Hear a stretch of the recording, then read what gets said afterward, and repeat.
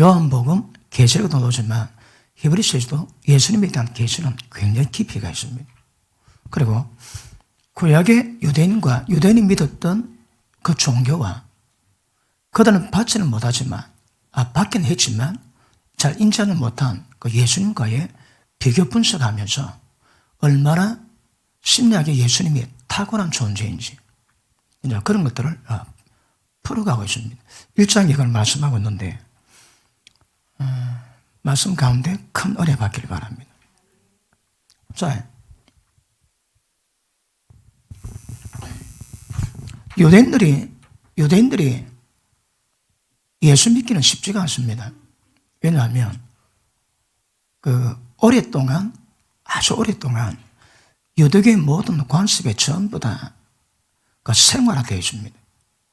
근데 그들이 예수님 믿었는데 핍박에 다 보니까 믿음 갖기가 되게 어렵습니다. 그래서 그걸 설명하는데, 자, 유대인들이 믿었던 유대 종교, 자, 여기서 히브리서입니다. 다시 말하면 유대인, 히브리인 그런 말입니다.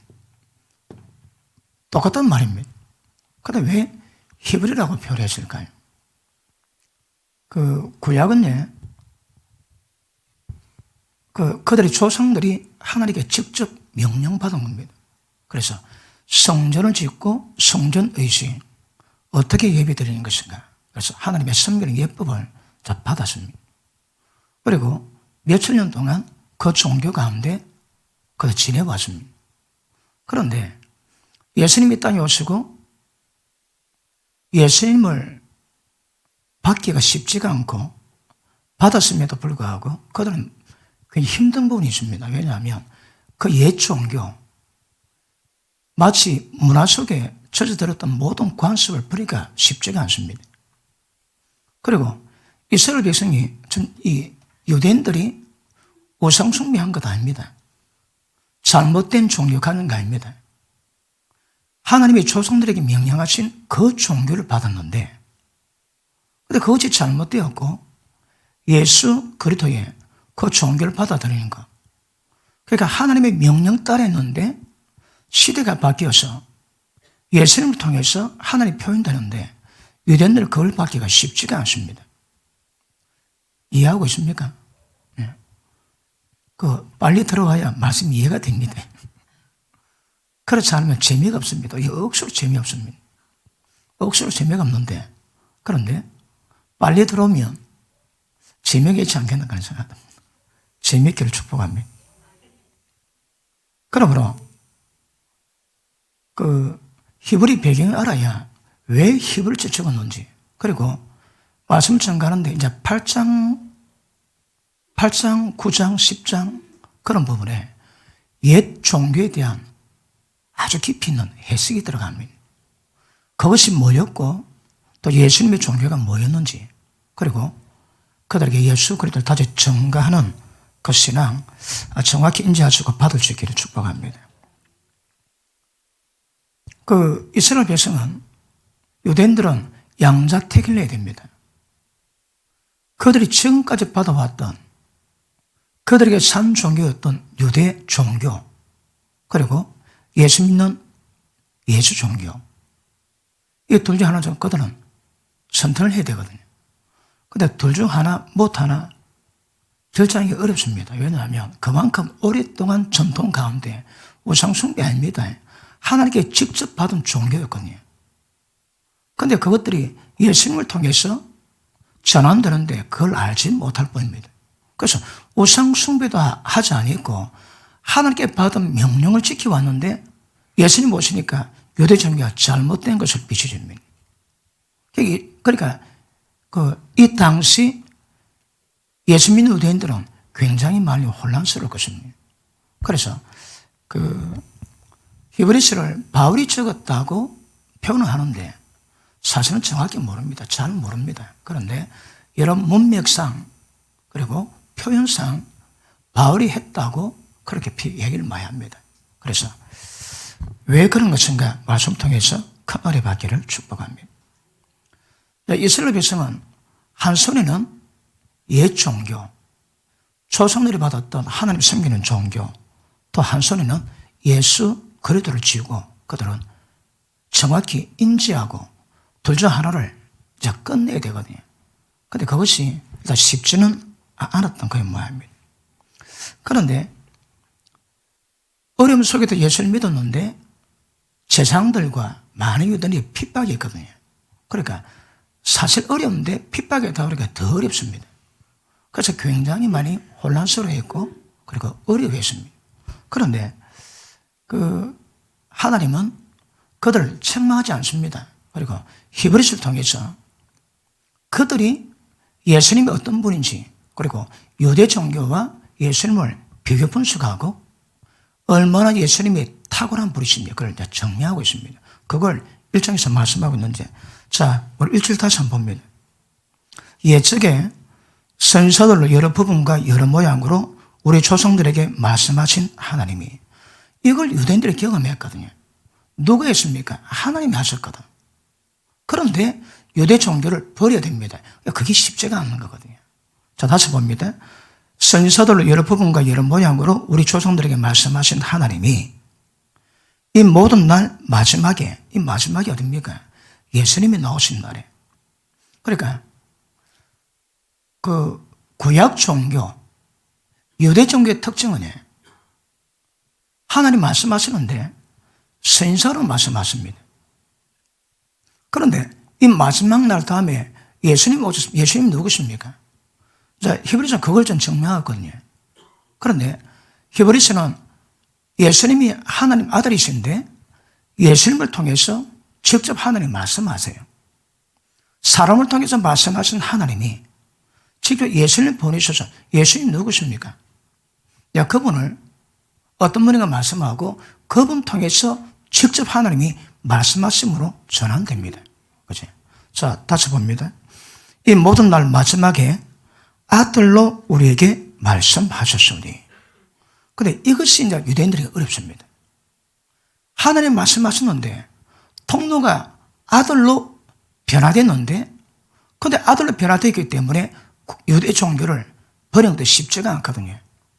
그런데 히브리서는 정확히 그걸 인정하고 그걸 지적하고 분명히 인정하고 있습니다. 자, 우리에게 말씀하셨으니 이 아들은 만유의 후사로 세우시고 저로 말미암아 모든 세계를 지으셨느니라. 자,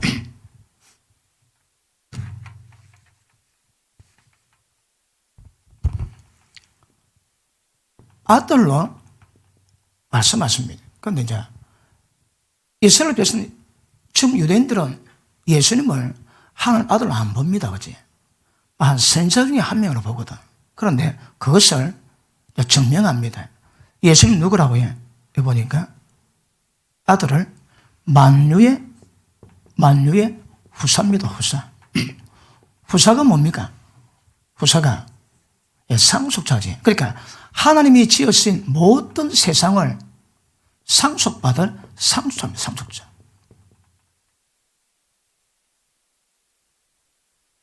뭐 우리가 다 아시겠지만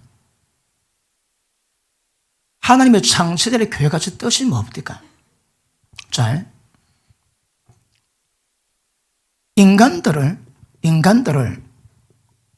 거룩함에 흠이 없는 하나님의 아들들을 만나는 겁니다. 아들들입니다. 이게 목적입니다. 이거 제가 노래 부르도 강조 많이 했지. 왜요? 이걸 알아야 우리 신앙의 포커스를 맞춥니다. 거룩함이 흠이 없어야 됩니다.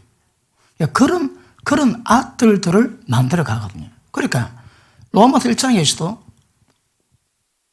복음은 아들에 관한 복음입니다. 복음 안에서 하면서 복음의 뜻이 뭡니까? 예수님을 통해서 많은 하나님의 아들들을 만드는 겁니다. 그죠?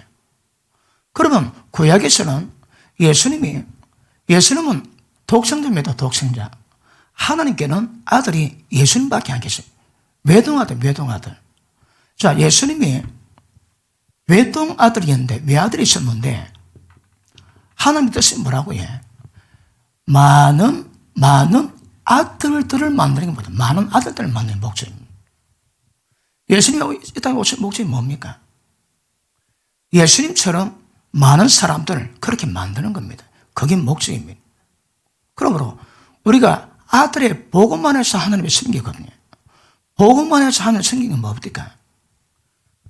이것을 목적으로 전부 다 움직이는 겁니다. 교회 생활은 모든 사역이나 모든 봉사는 복음만 해서 하는 거거든. 복음의 목적이 뭡니까? 예수님을 통해서 많은 아들들, 거룩함이 흠이 없는 아들들 만나는 게 목적이거든. 이게 복음의 핵심입니다. 우리가 복음 안에서 하나님을 섬기는 것은 우리가 행하는 모든 것들이 전부 다 사람들을 거룩함이 흠이 없는 자들로 세우는 것을 목적으로 좀 움직이는 겁니다. 우리가 주일 낮에 식사 봉사를 합니다. 음식을 만들지만 목적이 뭐라고 해? 잘 먹인 우리들을 하나님의 아들들 되게 만드는 겁니다. 화장실 청소 왜 할까요? 볼일 잘 보고 건강해서 하나님의 아들들 되게 만드는 겁니다. 그러니까 복음만 해서 하는 거죠. 복음만 해서. 복음의 뜻이 뭐라고 해? 아들이 이 땅에 존재하는 것은 많은 자들을 예수님과 똑같은 형상으로 아들들 만드는 게 목적입니다. 이거 딱 못 박아놔야 됩니다. 그러니까 하나님의 뜻은 개인의 구원이 아닙니다. 집단적인 구원을 만드는, 집단적인 구원이 뭘까요? 이름하여 교회입니다. 교회. 맞습니까? 그러므로 예수님이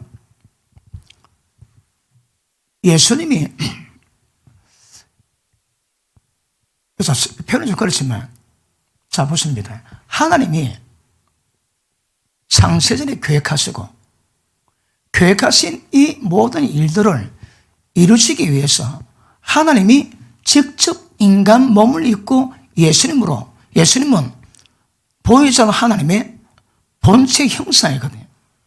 눈에 보이지 않는 하나님의 모습을 보이십니다. 누가? 예수님이. 그러므로 예수님 오신 목적이 뭐라고 해? 하나님이 계획하신 거룩함에 흠이 없는 아들들을 만들 수 있는 모든 일을 다 이루어가십니다. 다 이루었습니다. 뭘 해? 창세에 계획하신 하나님의 뜻을. 그게 뭔데? 죄진 인간들을 하나님과 똑같은 형상을 만드는 겁니다. 그리고 이 예수님이 성령으로 우리 속에 오셔서 이 일이 이루어질 수 있도록 우리 속에서 집행하십니다. 집행.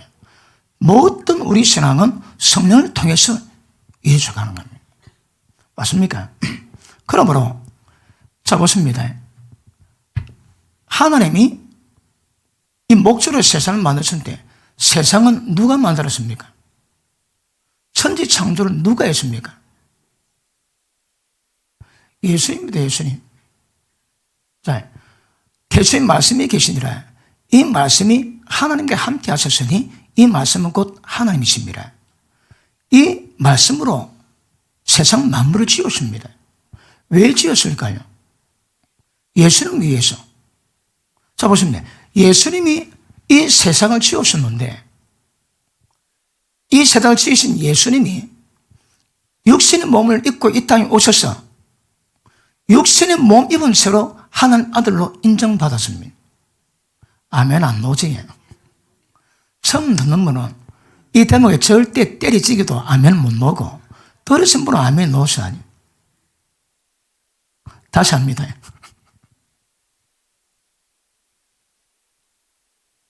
자, 예수님 통해서 만물을 지었었는데 그 만유는 예수님이 세상 만물을 짓는데 그 세상 만물을 누가 창조받습니까? 예수님이. 그 예보고 뭐라 그럽니까?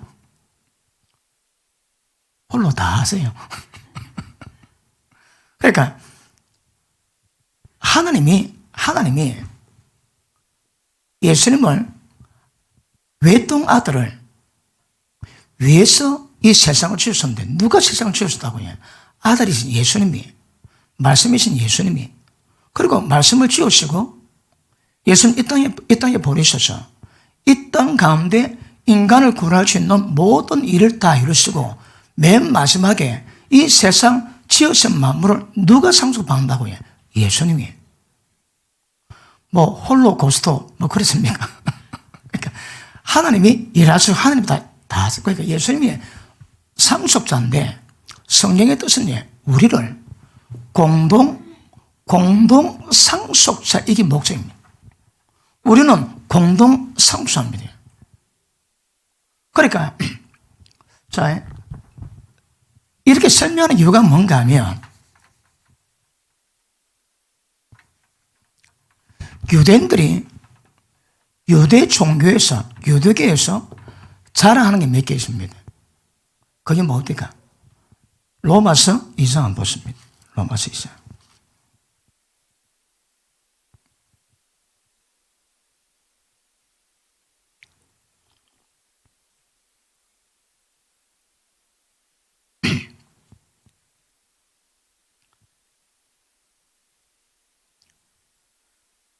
자, 17절 봅니다. 유대인이라 칭하는 네가 자, 유대인들이 자랑하는 바는 뭡니까? 첫째는 하나님입니다. 그죠? 자, 보니까 17절 율법을 의지하며 하나님을 자랑하며 유대인들은 하나님을 자랑합니다. 그런데 그 하나님과의 관계 속에서 언약을 받았습니다. 뭡니까? 율법이죠. 그죠? 그들은 언약의 하나님으로 하나님의 언약의 백성 됐거든요. 그들의 자부심은 대단합니다. 이방인들은 다 개입니다. 지옥의 땔감입니다. 저것들만 언약 맺은 백성으로 그렇게 자부심이 있습니다. 자, 그 다음 보십니다. 네가 율법에 있는 것과 지식과 진리의 규모를 가진 자로서 소경의 길을 인도하는 자요, 어둠에 있는 자의 빛이요, 어리석은 자의 훈도요, 어린 나이의 선생이라고 스스로 믿으니. 그런데 그 말씀을 자랑하고 있는데 그 말씀을 지으니 너의 이름 때문에 하나님의 영광이 모독당한다고 얘기합니다. 일단 그들은 이제 보십니다. 하나님을 자랑했습니다. 그 다음에 하나님과의 언약인 율법을 굉장히 자랑했습니다. 그래서 어리석은 자의 훈교요, 그리고 어두운 자들의 빛이라고 얘기합니다. 율법을 굉장히 자랑했습니다. 그런데 율법은 누가 줬습니까? 천사를 통해서. 그런데 자, 언약을 이루가는 하나님 앞에 나아가지고 관계 맺으면서 언약 이루갈 때 하나님께 나아가는 방법이 뭡니까? 제사지에. 그 제사에 그들이 자랑하는 모세가 있습니다. 그러니까 인간으로 모세가 율법을 받았거든요. 그리고 모세 형님인 아론 통해서 대제사장이 돼가지고 하나님의 인간관계를 맺을 수 있는 제사를 이루게 했습니다. 자, 뭐 이런 것들이 유대인들이 자랑하고 굉장히 기뻤던 내용입니다. 그런데 근데 히브리서 뭘 얘기합니까? 너희는 이것을 자랑하지만 참 종교인 예수님이 어떤 분인가 자, 그들 설명하고 있습니다.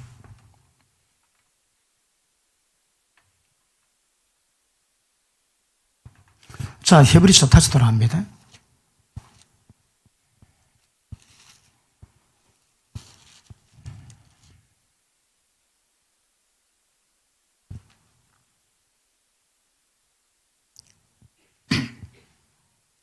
자, 히브리서 보면 자, 2절 이 모든 날 마지막에 아들로 말미암아 말씀하셨으니 이 아들을 만유의 상속자로 세우시고 또 저로 말미암아 모든 세계를 지으셨느니라. 예수님 때문에 말씀으로 모든 세상을 지으셨는데 그 예수님이 하나님 아들로 인정을 받고 지어진 모든 세상을 상속자로 세워줬습니다. 그리고 믿는 우리들을 거룩함이 허명을 수도로 이끌어 가셔서 우리 모두를 하나님의 아들들로 공동 상속자로 세우신 목적입니다. 맞습니까? 자, 구약에서는 하나님이 계시는데 하나님 말씀은 누가 대언한다고요? 선지자들로 말씀하십니다. 구약은. 그런데 구약의 하나님은 나타나지 않습니다. 대신하십니다. 그리고 휘장이 막혀 있어서 하나님께 나아갈 수도 없게 되었습니다. 그런데 예수님은 누구세요? 하나님이 예수님으로 이 땅에 오셨습니다. 그리고 예수님을 통해서 하나님이 직접 말씀하십니다. 예수님을 통해 예수님은 본체의 형상이요 그분의 영광입니다. 구약에서는 그들이 아무리 자랑해도 예수님을 따라갈 수가 없습니다. 구약은 사람을 통해서 주의 음성을 들었지만 신약은 예수님이 직접 말씀하십니다. 예수님을 통해서 하나님이 직접 영광을 다 드러내십니다. 그러니까 이 예수님은 구약의 전체 자랑을 비교해도 비교가 안 된다 이 말입니다. 모세보다 훨씬 세세요. 아론은 비교도 안 됩니다. 천사하고 어디 비교되겠습니까? 어디? 그리고 선지자들 말씀했지만 이 마지막 날에는 아들을 통해서 하나님이 직접 말씀하시는데 1장에 뭘 말한가 아시겠습니까?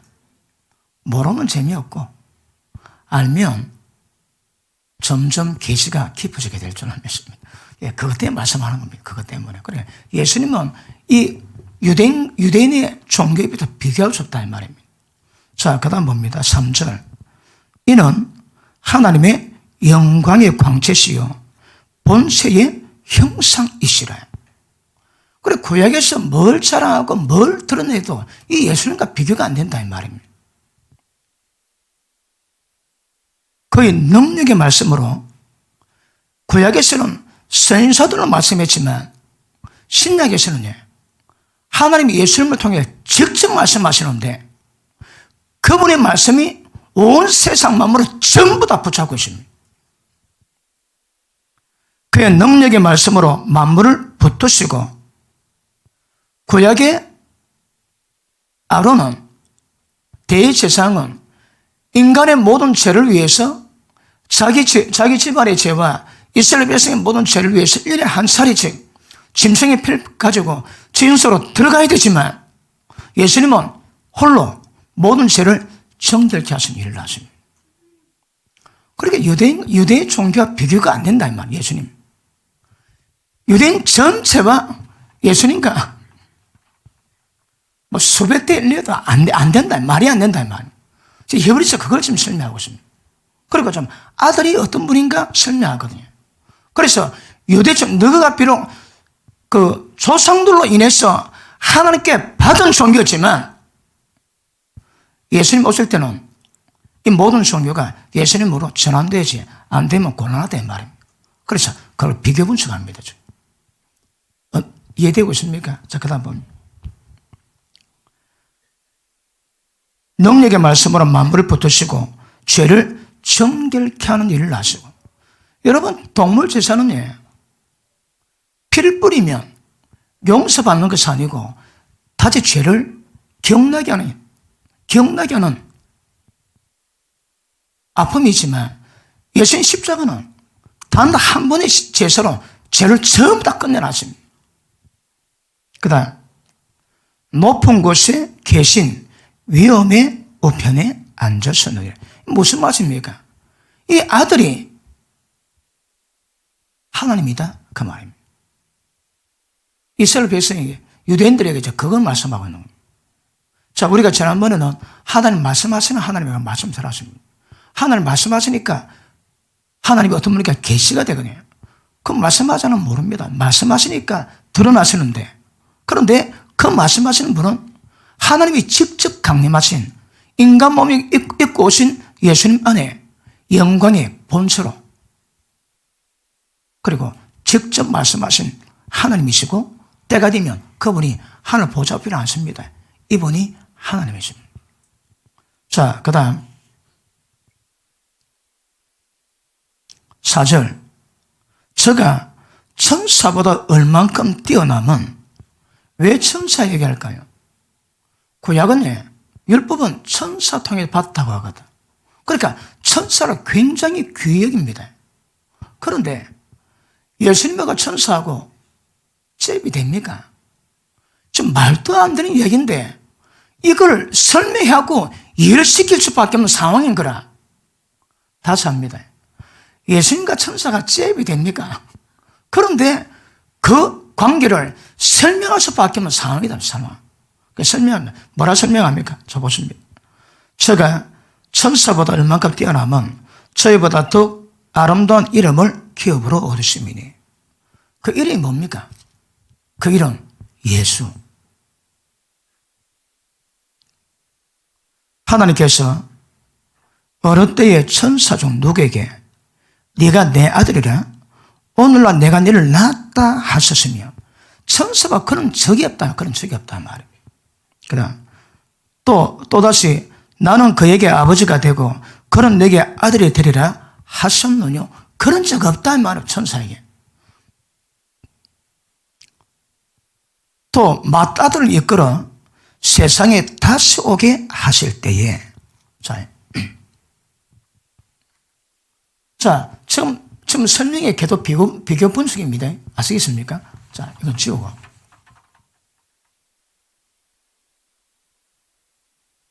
예수님이 다시 오실 때 누구로 온다고요? 맏아들로 이끌어서 이 세상에 오십니다. 자, 예수님이 처음에 땅에 오실 때는 누구로 오십니까? 하나님의 신성이 충만한 육체의 땅에 오십니다. 예수님이 이 땅에 오실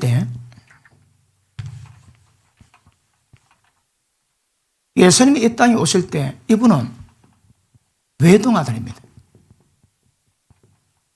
외동아들인데 이분이 이 땅에 오셔가지고 하나님의 생명의 말씀을 주시고 십자가 지시고 부활하시고 그리고 성천하셨다가 다시 인간 몸에 들어오십니다. 그런데 이분이 다시 오실 때는 누구로 오신다고요? 맏아들이 뭘 의미합니까? 그러니까 거룩함이 흠이 없는 하나님의 아들들이 생겼다 이 말입니다. 그러면 예수님이 초림할 때 외동아들로 이 땅에 오신 목적이 뭐라고 해? 하나님의 아들들을 만들기 위함이거든. 하나님의 아들들을 만들기 위함인데 그분이 다시 오실 때 재림주로 오시는데 그분 이름 뭐라고 해? 맏아들. 그럼 맏아들 오시는 이유가 뭡니까? 맏아들 오신 이유가 뭡니까? 다른 말로 예수님의 동생들이 많이 생겼단 말이에요. 그게 무슨 말입니까? 그러니까 예수님의 형상 닮은 거룩한 자들이 많이 세워졌다는 말입니다. 그런데 이분이 주님이신데 그분이 재림하러 다시 오실 때 성경은 맏아들 오셔가지고 이 땅에 하나님의 아들도 세워진 모든 자들과 이름하여 형제입니다. 형제. 그러니까 그 표현을 되게 오묘하게 합니다. 근데 처음 볼 때 아니 맏아들 이거 우리가 애매는 물은 말 아닌데 그런데 재림할 때 반드시 그분은 맏아들이 땅에 오시는 거라. 그러면 많은 자들이 세워진다 이 말입니다. 복음은 그 예수님의 형상을 많은 자들에게 고도로 세워가는 겁니다. 누가? 예수님이 직접. 그래서 맏아들은 우리가 하나님 아들들화 되어가는 작업이 이루어져 갑니다. 이거는 성령으로 우리 가운데 이루어 가시게 될 줄 믿습니다. 자, 그럼 더 봅니다. 6절. 맏아들을 이끌어 세상에 다시 돌아오게 하실 때에 그때는 하나님의 모든 천사가 제게 경배할지어다. 아멘. 지금은 이스라엘에게 잘 모르지만 그래도 천사보다 얼만큼 뛰어나지만 그분이 마다 아들로 다시 오실 때는 모든 천사가 경배 다 해야 됩니다. 이러면 하나님이시다 이 말입니다. 자, 그걸 말씀하고 있습니다. 자, 밑에 다시 봅니다.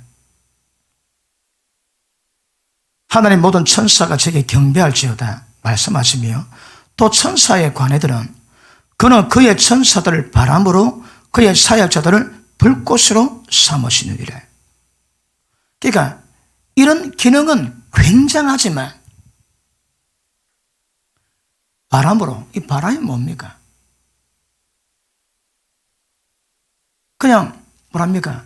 그 공간 속에 그 바람을 통해서 길을 만들고 흐름을 만듭니다. 똑같이 천사는 이 땅에 그런 상황 가운데서 길을 만들고 바람처럼 하는 역사를 이루어갑니다. 굉장하지만 종입니다. 천사는 종입니다, 여러분. 다시 봅니다.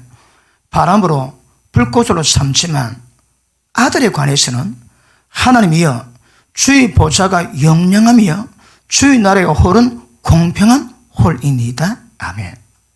아들이 누라고 해? 하나님 보좌에 앉습니다. 보좌 우편에 앉습니다. 다시 한번 보좌에 앉습니다, 여러분. 천사는 그렇게 쓰임받지만 이 예수님은 유대인들이 지금 의심스럽게 보는 예수님은 하나님이다 이 말입니다. 그러니까 비교할 자체가 어떤 면에서는 우리말로 되게 쪽팔리지만 그런데 이걸 설명해야 유대인들이 알아니까 이제 이걸 설명하는 겁니다, 여러분. 밑에 보십니다. 9절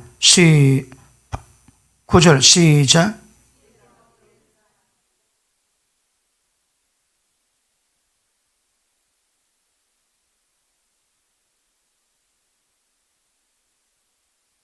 (10절)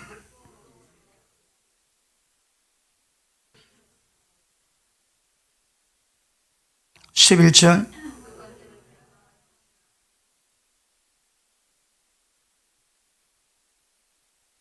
12절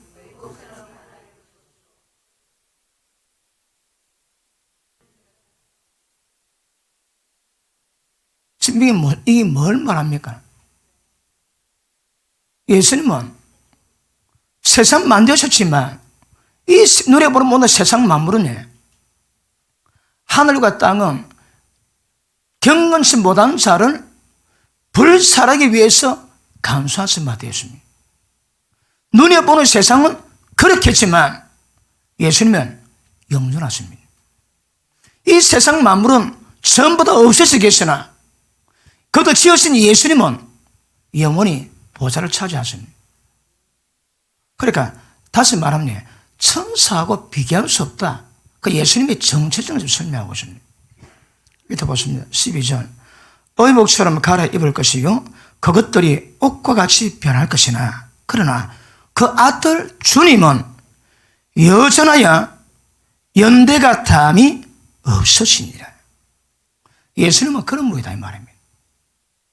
그래서 유대인들에게 그들의 옛 종교와 예수님의 종교를 혼동하지 말고 그 예수님을 굳게 잡으라. 그걸 설명하고 있습니다.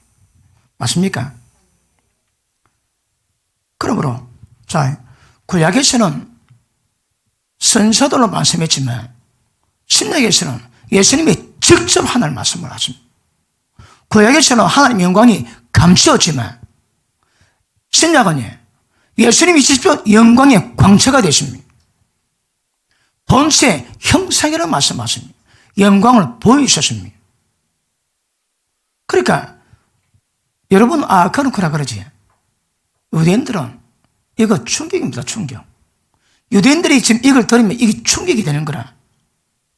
그래서 여러분 유대인처럼 들으면 진짜 은혜 받을 거고 그렇게만 하면 될 거다 그렇다. 잘 받기를 축복합니다. 변화산상에서 베드로가 초막 셋을 짓고 얘가 조사하니 그 초막사를 왜 짓습니까? 하나는 예수님, 하나는 베드로, 하나는 엘리야가. 그래서 초막 셋 짓고 잘 먹고 잘 살아보겠다고 그러니 하나님이 말씀하십니다. 저는 내 사랑하는 아들이요 내 기뻐하는 자라. 너희는 저의 말만 들으라. 초막회 지지 말아야 말입니다. 왜요? 예수님이 하나님이시거든. 예수님은 하나님의 대변하시거든. 그러니까 모세, 엘리야 아니다 이 말입니다. 너는 예수님 말씀만 들으라고 하나님이 보증을 하십니다. 그러니까 유대인들은 잘 모릅니다. 그런데 베드로도 그 당시까지만 해도 예수님 어떤 뭔가 모르는 바는 아니겠지만 모세, 엘리야 그들이 조상이 섬겼던 종교에 위인이 오니까 적감 마음이 넘어가는 거라. 여기가 조사오니 초막셋을 구약신약을 짬뽕하겠다 이 말입니다. 하나님 보시기에는. 그 하나님이 안 된다. 구약은 끊으라. 저희 말씀만 들으라. 그 말입니다. 아멘 안 나오지? 그게 그 말입니다. 그러니까 이게 이제 유대에게는 굉장히 혼동이 되는 모양입니다. 지금 이제 핍박이 온다고 믿음을 배반하고 떠나려고 그러거든. 그러니까 구약과 신약을 비교 종교하고 난 다음에 히브리 10장 마지막에 뭐랍니까? 오직 의인은 믿음으로 말미암아 살리라. 쟁기를 잡고 뒤돌아보면 하나님이 기뻐하지 아니하시나니 쟁기 잡고 돌아보지 마라 말입니다. 그러니까 쟁기 잡았는데 여러 가지 상황으로 미혹이 되고 혼동이 되고 의심이 되고 그러니 뒤로 물러가려고 그러거든. 물러가지 말랍니다. 그것 뒤에도 설명하고 있습니다. 그리고 이제 7장, 8장, 9장, 10장에 보면 구약 언약에 아주 심한 것들을 설명합니다. 그럼에도 불구하고 그는 지금 설명하던 그 전부 다 그림자입니다. 그림자. 오미야기가 10년 막창하지만 그러나 결과는 다 그림자입니다. 그림자. 히브리서는 그걸 설명하고 있습니다. 그러니까 히브리 사람들이 유대인들이 이 말씀을 듣고 새기면 아마 되게 충격을 안 받겠나 싶습니다. 우리는 그런 가비하고 넘어갑니다. 근데 그들은 그렇지 않습니다. 그러니까 지금 그때 혼동스러운 그들에게 이 히브리서 이 말씀을 통해서 무엇이 잘못인지 모두 혼미케 한 것들을 전부 다 끊어버리고 쟁기 잡고 뒤돌아보지 못하게 만드는 그 일을 위해 저는 기록하고 있는 거거든요. 아시겠습니까? 그러므로 유대교에서는 하나님을 본 사람이 없습니다. 그런데 신약에서는 하나님이 나타나셨습니다. 그분이 인간 세상으로 내려오셨습니다. 그분을 보고 그분을 경험하고 그분과 친밀을 이루고 그분의 영광을 누릴 수가 있습니다. 그 여기는 그거 없습니다. 유일하게 모세가 그러지. 주님, 종이 오늘 입었사하면 주의 영광을 보이시옵소서. 그러니까 하나님이 모세에 대한 신뢰가 얼마나 큰지 영광 보이겠다 그러니까 하나님이 거절하지 않습니다. 그래 알았다. 내가 보여주마. 그리고 다음날 모세를 큰 바위 밑에 두시고 하나님이 이쪽 편에서 자신을 선포하십니다. 나는 여호와로라 여호와로라. 얼마나 그게 감동되든지 이름하여 원갓쇼. 원면쇼가 아니고 원갓쇼입니다. 하나님이 그 모세 한 명 두고 자신의 성으로 선포하고 자신 영광을 보이세요. 그렇게 모세는 큰 자입니다, 여러분. 그래서 하나님이 나는 여호와라 인애가 많고 노하기를 더디게 하시고 그러나 형벌 받을 자는 결단코 면제하지 않고 형벌 받으리라. 그리고 하나님이 지나가십니다. 지나갈 때에 모세를 덮습니다. 안 보이게. 그리고 하나님이 지나가시고 한참 지나고 뒷모습 볼 때 덮개를 가리니까 모세가 하나님 영광의 뒷모습만 봤대요. 그래서 안 죽었습니다. 모세는 하나님의 영광을 그래 떼써가지고 경험했던 최초의 인물입니다. 그러나 구약은 영광이 안 나옵니다. 근데 신약은 그분이 직접 나타나십니다. 영광의 광채시요 형상의 본체시라. 그 예수님에 대한 존재를 유대인들은 선입견 때문에 뭐 선지자 중 한 명이라 그래 볼 수 있는 거거든요. 그리고 수천 년 동안 조상들이 모든 자기 나라 문화 풍습들이 전부 다 포커스가 맞춰졌는데 그게 안 되라고 벗어나기는 쉽지 않거든요. 그걸 설명하고 있습니다. 그러다 우리는 영광을 직접 경험하십니다. 구약과 신약은 그만큼 차이 있는 것을 아실 수 있기를 바랍니다. 맞습니까? 그래서 결론은 예수님이 비교 안 될 만큼 훨씬 뛰어나다. 너가 하나님께 받은 조상의 종교를 할지라도 예수님 안에서는 그것은 아무것도 아니다. 그 설명합니다. 이사야 9장 보십니다.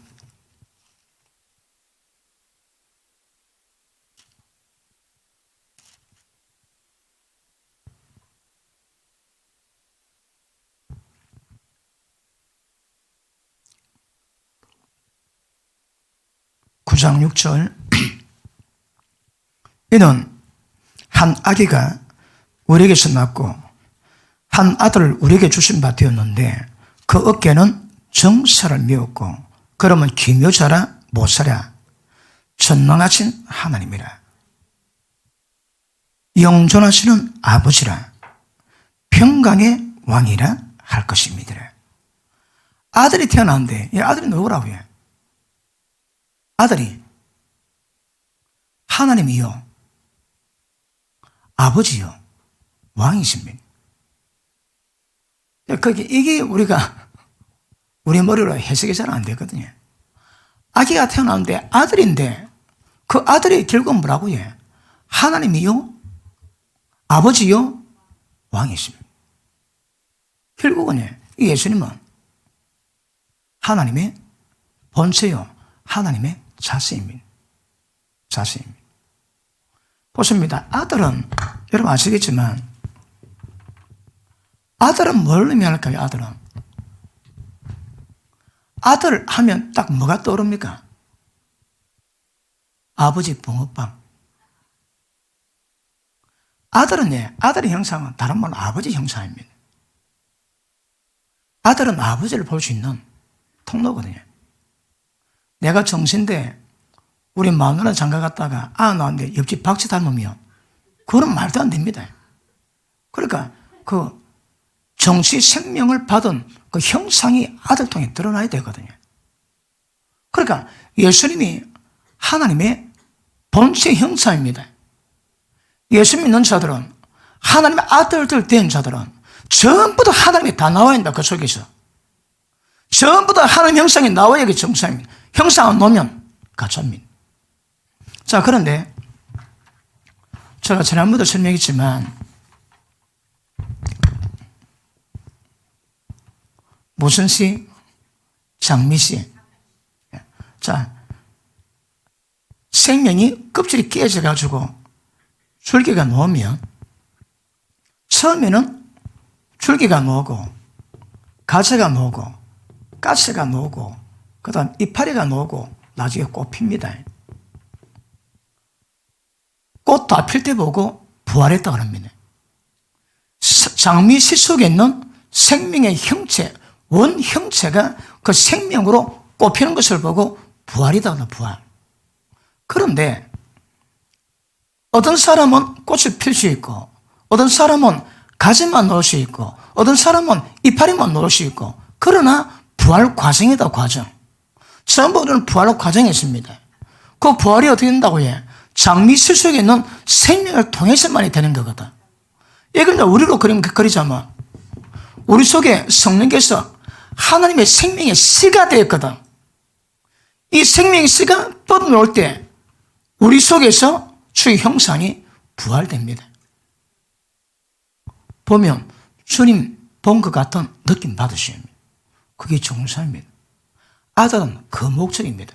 그러니까 하나님 아들들은 집단적으로 하나님 형상을 드러내십니다. 누가 천국 들어갈까요? 잘 몰라.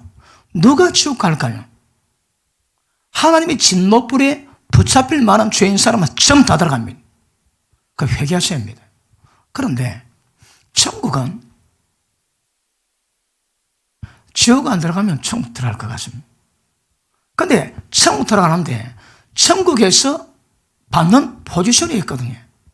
10골 권세, 5골 권세. 별의 영광, 달의 영광, 해의 영광 다 다르다습니다. 그 돈 많은 부자 청년 보고 네 모든 재산을 팔아서 가난하게 놀아주라. 그리고 나를 따르라. 네 의가 하늘나라에서 어떻다고요? 영원합니다. 여러분이 이 땅에서 한 것들은, 주를 위한 것들은 하늘나라, 천국에 가면 영원합니다. 영원. 그 사회자가. 그래서 우리 모두 지금 부활 중입니다. 우리 부활 중. 왜냐하면 하나님의 생명이 점점 놓을 때마다 내가 조금씩 변하거든요. 변하면 지금은 여기서 새순이 나왔지만 계속 하나님의 생명을 공급받으시면 자꾸 자라게 되어 있습니다. 오늘도 말씀 속에서 생명의 젖을 빨고 하나님의 형상으로 자라가셔야 합니다. 아들은 결국 아버지입니다.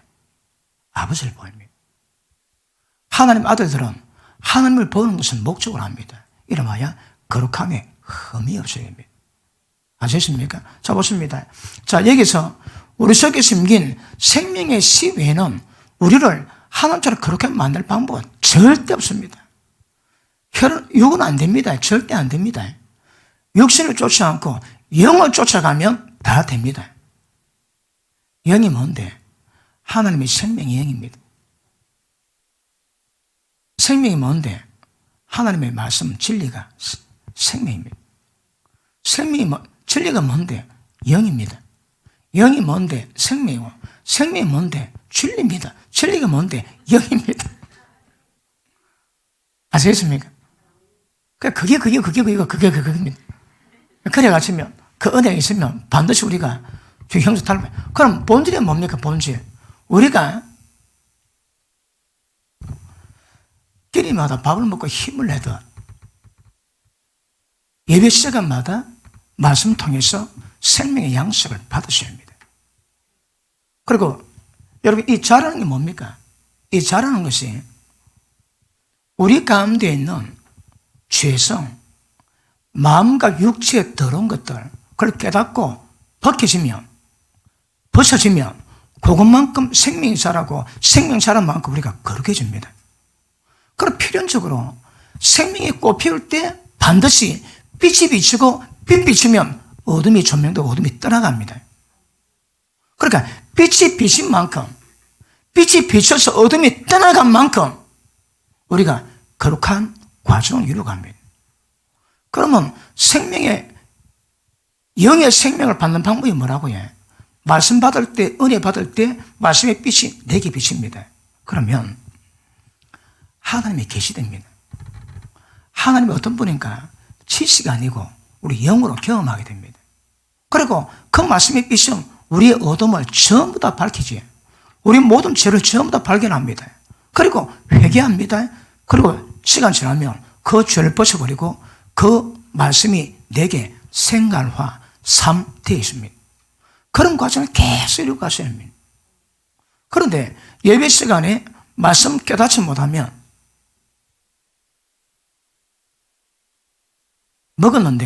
먹긴 먹었는데 못 깨달았습니다. 전부 다 설사고 영양분이 하나도 없습니다, 여러분. 그래서 지나면 말라 비틀어집니다. 예배 시간마다 말씀 받으셔서 생명 양식이 점점 공급되는 것이 굉장히 중요합니다. 맞습니까? 그러므로 신약의 하나님은 자신을 드러내신 하나님, 이 땅에 오신 하나님, 인간 속에 들어오신 하나님, 하나님을 경험하게 하신 하나님. 성령 모시고 계시는데 바람이 어디서 불어 어디로 가는지 몰라도 바람 아는 것처럼 성령은 아는 사람도 똑같답니다. 세상 사람 모릅니다. 그러나 너희는 성령께서 우리 가운데 계시겠고 우리와 함께 하시겠고 우리가 성령님 어떤 분이니까 안다 하시거든요. 성령님 아는 분은 아멘 하십니다. 이거 모르면 내오는 자식입니다. 이걸 아셔야 합니다. 이것이 점점 더 강하게 더 파워풀하게 경험되셔야 합니다. 우리 신앙은 육이 아닙니다. 지식이 아닙니다. 여러분 다 영입니다. 영. 설교도 지식으로 하면 평생 말씀 듣고 여러분 다 망합니다. 의문은 사람 죽이는 것이요 살리는 것은 영이니 영이 뭔데? 진리가 영입니다. 그러면 지식 듣는 거하고 영이 말씀 듣는 거 차이가 뭘까요? 지식은 머리에 들어가는 거고 영은 빛은 내 꼬라지를 깨닫게 만듭니다. 그 말씀을 꼬꾸라지게 만듭니다. 말씀 받을 때마다 꼬꾸라지는 은혜가 임하기를 주님 이름으로 축복합니다. 맞습니까? 그러므로 예수님은 지금 말로 하면 창조된 것, 새 시대로 보자면 예창조. 예수님은 새 창조의 왕이 되실 거거든요. 그러니까 너가 눈에 보는 모든 것들을 얼마나 교회에게도 때가 되면 예창조는 다 끝납니다. 망합니다. 망하고. 그러나 예수님은 영존하시는 왕이요 하나님이 되실 겁니다. 그분이 새하늘과 새 땅을 우리 가운데 허락해 줄 것입니다. 이스라엘에서는 그거 말합니다. 그러면서 유대 종교와 그들의 신앙이 뭔지 예수님과 예수님의 종교가 신앙이 뭔지 그들에게 적나라하게 드러납니다. 아마 이쯤 됐으면 1장만 해도 유대인들 팍팍 깨졌겠나 그런 생각이 좀 듭니다. 그럼 불길한 예감이 안 듭니까? 자, 히브리서 1장 돌아갑니다.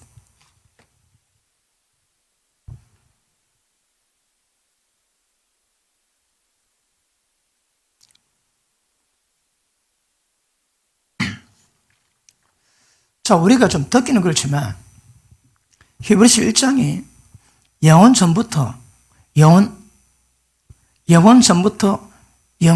영원인데 영원 전부터 영원 후까지 얘기를 다 하고 있습니다. 영원 전에 천지를 창조하셨고 영원 후에 만든 세상 전부 다 불태우시고 신천지 그러면 안 됩니다. 새하늘과 새 땅을 만들어서 또 다른 영혼을 하나님이 이루고 하게 하실 거거든요. 그 핵심 인물이 뭡니까? 예수님이십니다. 예수님이 상속자입니다. 만유의 상속자입니다. 자, 우리가 로마서 1장에도 제가 다뤘지만 그러니까 이런 면으로 보면 그 내용이 비슷합니다. 여러분. 맥이 정확하면 거의 비슷합니다. 내용이. 자,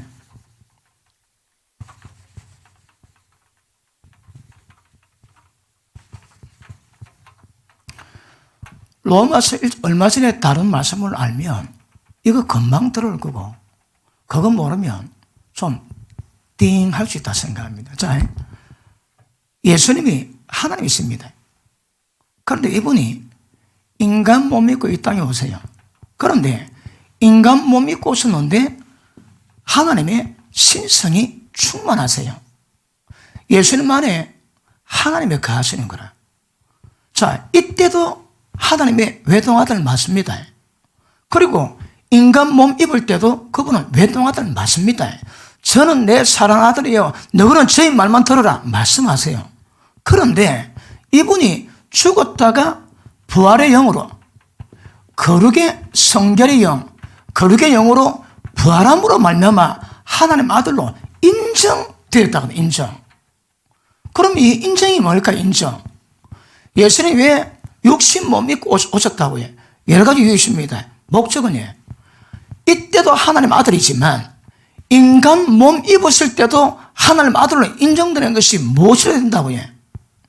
거룩의 영으로 부활하고 난 다음에. 그러니까 우리가 이 전세를 밟아가셔야 합니다. 자, 우리는 인간 몸 입었습니다. 그런데 성령께서 우리 가운데 들어오셨거든. 그러니까 우리도 신성이 있는 거라. 성령 충만함 따라서 신성에 충만한 차이는 있겠지만 하나님 우리한테 들어오셨으니까 인간 가운데 하나님이 연합이 됐습니다. 우리가 지금 기도하면 응답됩니다. 하나님이 들어주시거든. 그런데 예수님의 모델을 보니까 이래 돼도 하나님 아들로 인정은 못 받는다 말입니다. 어떻게 하면 인정받을까요? 거룩의영으로 부활할 때 이 부활이 뭘 의미합니까? 거룩함이 흠이 없는 예수님의 형상을 본받을 때 장미씨가 썩어서 장미꽃을 피울 때 이 부활은 죽고 난 다음에 세모로 부활한 것이 아니고 주님의 형상을 이루는 부활입니다. 하나님의 생명이 실속에 있는 생명의 형태가 때가 되면 우리에게 드러납니다. 그게 거룩이요 부활입니다. 부활. 이해되십니까? 그러므로 주님의 형상을 우리 가운데 이룰 때 이때 우리가 하나님 아들로 인정받습니다. 그러므로 기억하십니까? 아까 말씀했지, 하나님이 우리를 부르시는 것은 예수입니다. 하나님 아들 되는 존재를 그걸 몫으로 부르는 것이 아니다 이 말입니다. 무엇을 몫으로 불렀다고 해? 상속자. 예수 그리스도의 장성한 분량이 충만한 수준을 요구하십니다. 그게 목적입니다. 그게 목적. 그러니까 이거는 이 상태는 칭의고 이때는 의입니다. 의인. 죄의 종에서 벗어나 의를 순종하는 그 상태 보고 의입니다. 이거는 하나님이 임해서 십자가 편리 믿음으로 어렵다고 인정받은 것이지만 내 꼬라지는 예수 믿기 전에 똑같습니다. 똑같아. 이거는 어렵다고 인정받는 것이지만 내 꼬라지는 죄인과 똑같다 이 말입니다. 그런데 이때는 이 인정이 뭐라고 해? 성령의 능력으로 모든 죄를 이겨내고 죄정에서 벗어나고 주님의 거룩함, 말씀의 순종을 이루어가는 겁니다.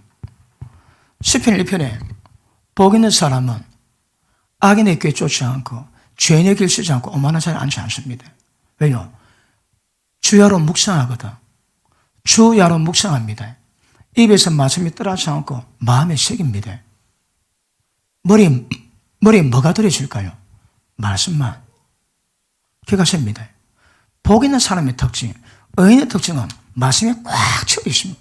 주야로 말씀 묵상이라는 거라. 주야로 말씀 묵상하고 입에서 말씀 떠나지 않고 마음에 새기고 순종하십니다. 그런 물가 심근 나무 되어 복이 있지만 그 상태 보고 의인이다. 의인. 누가 의인일까요? 하나님의 의, 하나님의 의를 표현했던 율법을 지키는 겁니다.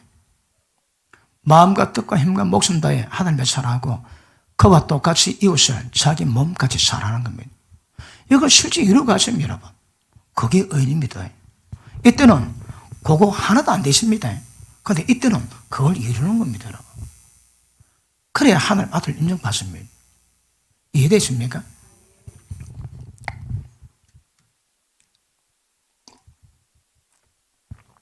자, 그러므로 예수님은 우리의 구원 되십니다. 예수님은 우리의 구주 되십니다. 예수님은 우리가 본받아야 될 하나님의 형상입니다.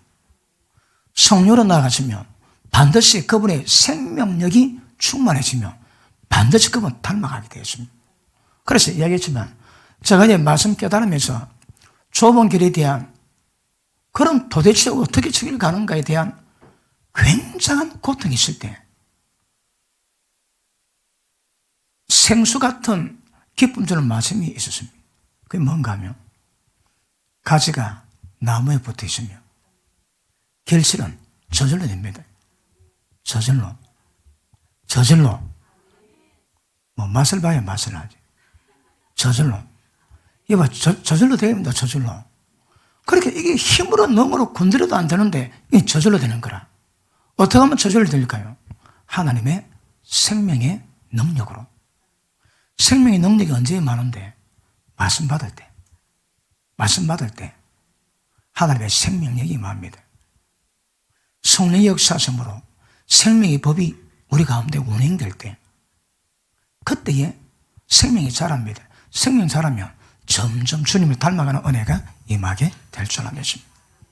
맞습니까? 그래서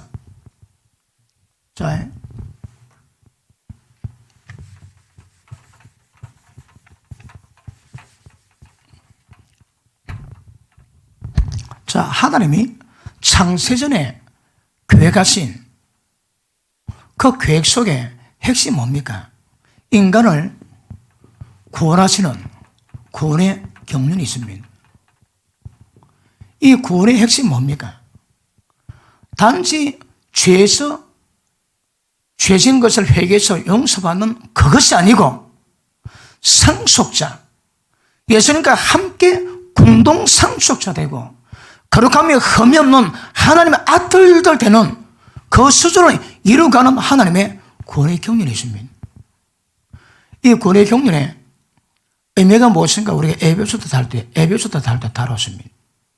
이때에 구원의 경륜의 핵심이 뭡니까? 그 비밀이 뭡니까? 예수 그리스도입니다. 이 비밀입니다, 비밀. 그런데 이스라엘 백성들은 이거 잘 모르거든요. 잘 모르니까 유대 종교에서 천사가 굉장히 자랑스럽고 모세 아론이 굉장히 자랑이 되고 그렇습니다. 그런데 예수님 비하면 진짜 비교 자체가 쪽팔린 문제지만 그런데 비교하시면 비교가 됩니까? 어때? 말도 안 되는 비교를 할 수밖에 없었고 말도 안 되는 비교를 들었다면 유대인들이 깨지겠지. 그거 목적으로 히브리서 적었습니다. 그래서 유대인들을 말씀으로 깨닫게 하고 유대 종교로 돌아가지 말고 네가 믿는 예수님이 참 하나님인 것을 그들이 증거하는 겁니다. 그래서 움직이지 말라고 잘하고 있다고 미혹받지 말라고 격려하고 있습니다. 좀. 아십니까? 자, 예수님은 세상 만들었습니다. 엄청난 역사를 이루어갔습니다. 그런데 하나님이 이 예수님을 인정하셨습니다. 무엇으로? 하나님의 아들로. 그 아들이 뭐라고요? 인간 몸을 입은 상태에서의 하나님 아들입니다. 왜요? 우리가 인간 몸인 상태에서 하나님 아들 인정받아야 되는 거거든. 그러니까 이 인정은 아까도 말씀했지만 예수님이 하나님에 계실 때는 하나님 아들이지만 인간 못 믿고 왔을 때도 하나님 아들이지만 그 상태로 인정은 안 됐다 이 말입니다. 어떻게 인정받을까요? 과정 거쳐야 합니다. 다시 말하면 십자가의 죽으심으로 말미암아 나중에 부활하거든요. 그러니까 십자가의 죽음으로 가야 되는 거라. 우리도 그렇게 가야 부활됩니다. 그러니까 죽은 자가 죄에서 벗어나 어렵다심을 입었지. 죄에서 벗어난 방법이 뭐라고 해? 죄의 몸이 죽어야 됩니다. 죽은 자가 죄에서 벗어나 어렵다심을 입었은즉 그입니다. 죽어야 됩니다. 죽으면 죽는다는 말이 다른 말은 뭡니까? 그게 부활입니다, 여러분. 죄가 완전히 죽을 때에 하나님의 거룩함으로 꼽히게 되거든. 주님의 거룩이 그대로 드러나게 하나님 형상이 그대로 드러납니다. 그게 부활입니다. 거기 맞습니까? 그러므로 인정되시고 하나님이 이 예수님을 온 세상 만유의 상속자로 삼았습니다. 우리 위치는요, 그 상속자이신 예수님과 함께하는 공동 상속자입니다. 우리는. 그러면 하나님의 기업이 뭘까요? 예수님이 하나님의 기업의 영광이 뭔지 그 기업이 뭘까요? 몇 개 찾아볼게요. 첫째, 시편 2편은 뭡니다. 시편 2편.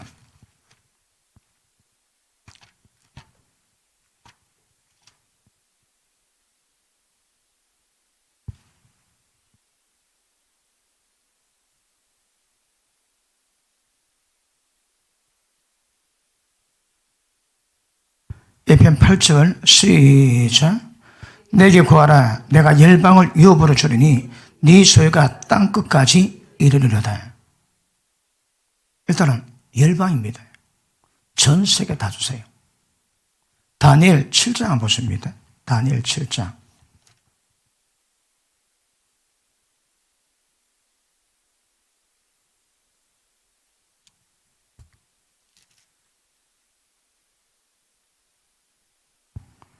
(13절부터) 보십니다.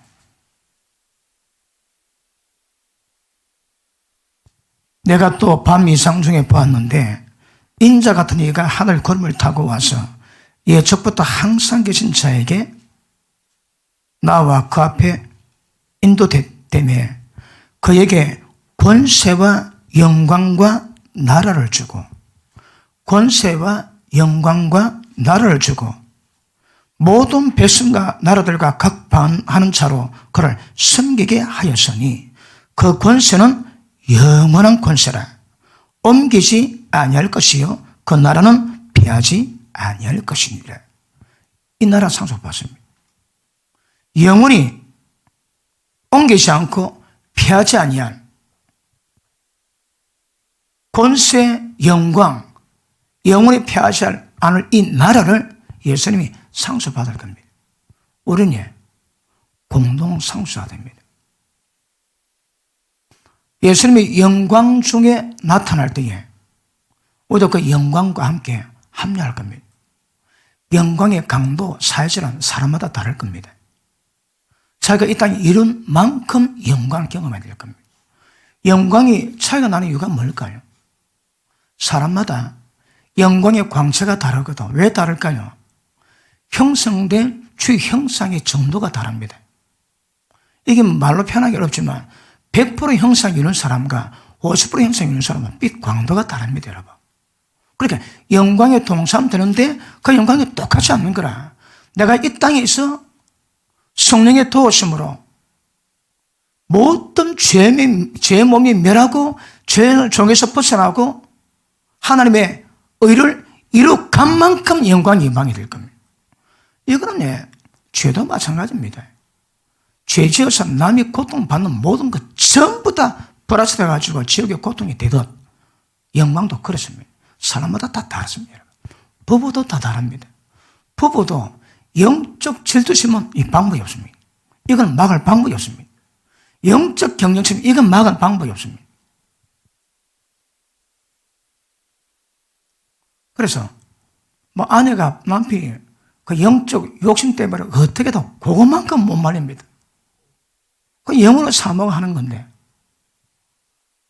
내가 그래 우리 마누라가 미워 죽겠더라고. 서방님 두고 혼자 그 영광을 받겠다고 하는 꼬라지를 보이. 그것도 그건 뭐라 하겠습니까 그거. 그렇게 이거는 부부도 이거는 관계없습니다. 욕심 낸 만큼 이룰 수 있는 거거든요. 그래서 그런 부분에 욕심낼 수 있기를 주님 이름으로 축복합니다. 그 다음에 누가복음 1장 한번 볼게요. 누가복음 1장.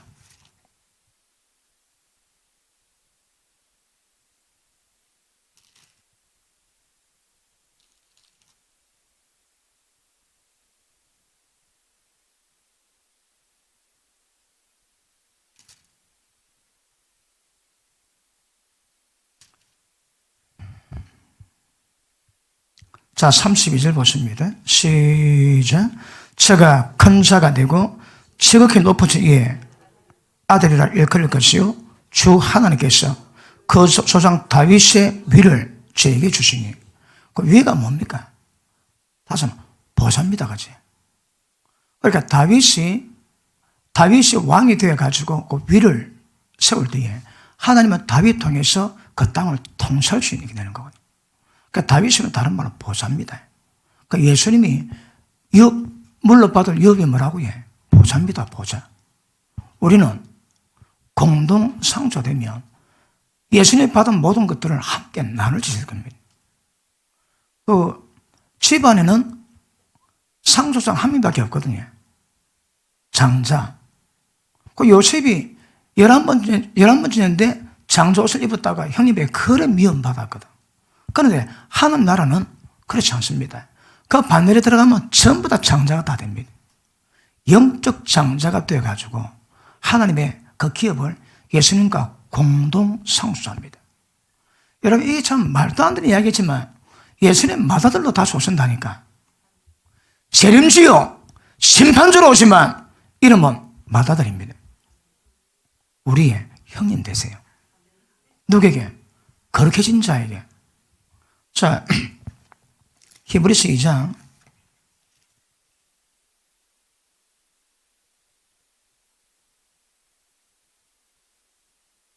17 봅니다. 9절부터 볼게요. 오직, 계속 좀 예수님을 설명하고 있습니다. 예수님은 어떤 걸 설명하고 있는데, 9절. 오직 우리가 천사들보다 잠깐 동안 못하게 하심을 입은 자고 죽음의 고난을 받으심을 인하여 영광과 존귀로 관서신 예수를 보니, 이를 행하심은 하나님의 은혜로 말미암아 모든 사람 때문에 죽음을 맛보게 하심이라. 왜 죽음 맛본다고요? 우리를 하나님의 아들들로 공동 상속자로 세우기 위한 겁니다. 10절. 만물이 인하고 만물이 말미암은 자에게는 많은 아들을 이끌어. 누가 이 아들을 만들었습니까? 예수님이 성령께서 원가수합니다. 하나님이 창세전에 교회 가시고 인간 몸 입고 그 일을 이루시고 성령으로 우리 속에 들어오셔가지고 우리를 이렇게 만들어 가십니다. 하나님 홀로 다 하십니다. 자, 10절. 만물 인하고 만물이 말미암은 자에게는, 예수님에게는 많은 아들을 이끌어 영광에 들어가게 하시는 일. 이게 목적입니다. 영광은 다 다르다 있습니다. 여러분이 주의 형상을 닮은 것만큼 영광이 될 겁니다. 영광에 들어가게 하시는 일에 저희 구원의 주를 권한으로 말미암아 온전케 하심이 합당하도다. 거룩하게 하시는 자 예수님과 거룩하게 함을 입은 자 우리들이 맏아들과 그 아우들이 다 하나에서 난지라. 그러므로 형제라 부르시기를 부끄러워 아니하시고 이르시되 내가 주의 이름을 내 형제들에게 선포하고 내가 주를 교회 중에서 찬송하리로다. 이게 시편 22편이거든요. 시편 22편 한번 봅니다.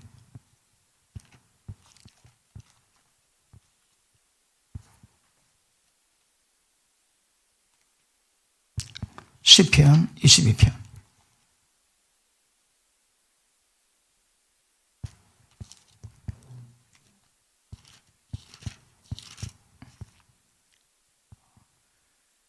자, 22편에 예수님이 십자가 고난받는 장면을 계시로 고백했는데, 자, 21절 보십니다.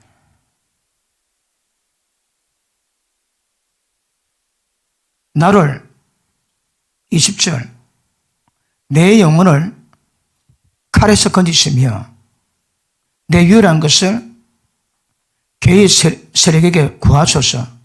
나를 사자 입에서 구하소서. 주께서 내게 응답하시고 들소 불에서 구원하셨나이다. 내가 주의 이름을 형제들에게 선포하고. 어떤 의미에서는 21절은 예수님이 십자가 고난받는 것을 지금 어쨌든 설명한 거거든요. 그래서 죽지만 칼에서 구원하시고 그런 것을 마치 예언처럼 계시로 풀어내는데 22절은 갑자기 장면이 바뀝니다. 어떻게 봅니까? 내가 주의 이름을 형제들에게 선포. 이 형제가 뭡니까? 우리가 주님의 아들 되었거든. 그때 장성한 분량이 충만한 상속자 반열이 되었거든요. 그러니까 주의 이름을 형제들에게 이야기해요. 형제들에게. 다시 봅니다. 주의 이름이 형제들에게 선포되고 회중에서 주를 찬송하리이다. 다시 히브리서 2장 돌아갑니다.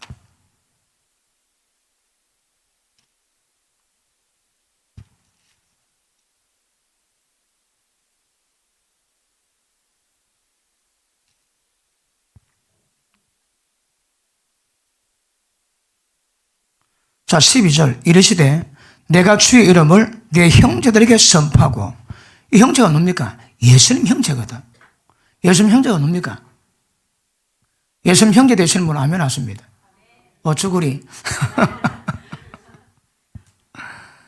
진짜 돼야 됩니다, 여러분. 진짜 되셔야 합니다. 그러니까 하나님의 생명 시각이기 때문에 잘하긴 하겠지만 때가 되면 예수님이 내 형제라고 표현합니다. 그러므로 예수님은 맏아들이고 우리는 차남, 삼남, 사남, 남자자 관계없습니다. 다 남자자 관계없이 다 예수님의 형제, 아우가 될 겁니다. 자, 봅니다. 내 형제들을 선포하고 내가 주의 교회 중에서 찬송하리다. 아까는 회중에서, 이런 교회에서.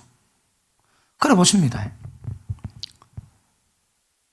은혜 받은 사람 팔자는 이 교회에 못합니다. 교회는 대빨 중요합니다. 교회는 잘못되면 교회에 대한 시각이 달라집니다. 저는 지금까지 많은 분들의 교회론 설교를 들어봤습니다. 근데 어떤 분은 되게 억수로 존경받는데 제가 보기에는 위험합니다. 그러니까 아주 성경적인 면에서, 진리 면에서 교회를 가져야 됩니다. 여기서는 주님이 형제라고 선포하고 찬송받아주는 곳이더라고요. 회중, 형제입니다, 형제. 교회입니다, 교회.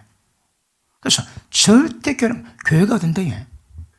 주의 영광을, 거룩을 집단적으로 드러내는 우리의 모임이 교회입니다. 이거는 예배도 아니고 우리 모임이 교회입니다, 여러분. 그래, 교회가 중요합니다. 어떤 걸 하지? 교회 안 나가고 집에도 예배 드리고 믿음 지켜도 천국 갈 수 있다. 맞습니까? 몰라, 두고 봐야지.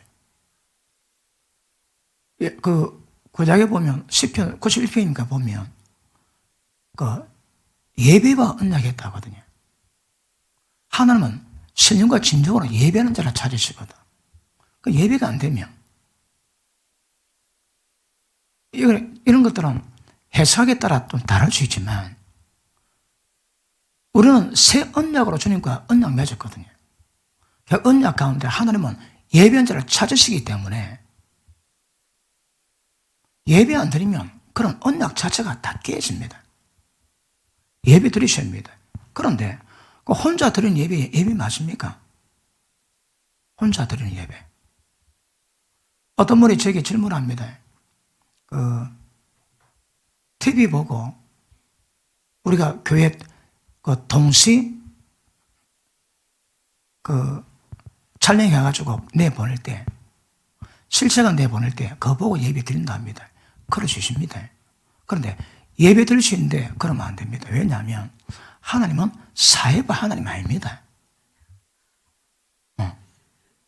그러니까 신명기 12장에 하나님 이름을 두시려고 택하신 것으로 찾아가서 가야 됩니다, 여러분.